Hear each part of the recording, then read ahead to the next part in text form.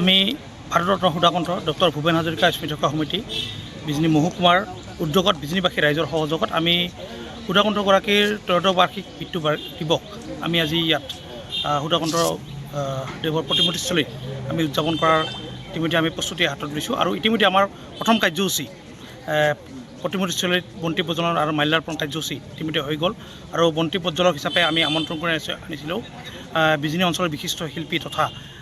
বিজনী বান্ধৱ উচ্চতৰ মাধ্যমিক বিদ্যালয়ৰ প্ৰাক্তন অধ্যক্ষ অৰুণ বসুমতাৰী ছাৰ। মাল্যাৰ্পক হিচাপে আমি আমন্ত্ৰণ কৰি আনিছোঁ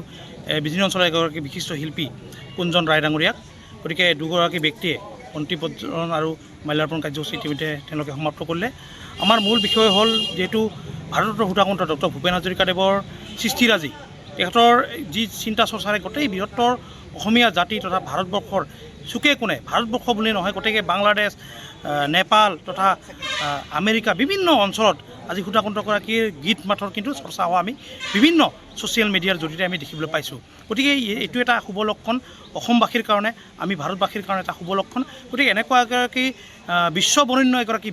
ব্যক্তি, স্বনামধন্য এগৰাকী ব্যক্তিক আচলতে এনেধৰণে আমি উদযাপন কৰাৰ কাৰণে যিটো সুবিধা আমি পাইছোঁ তাৰ কাৰণে আচলতে আমি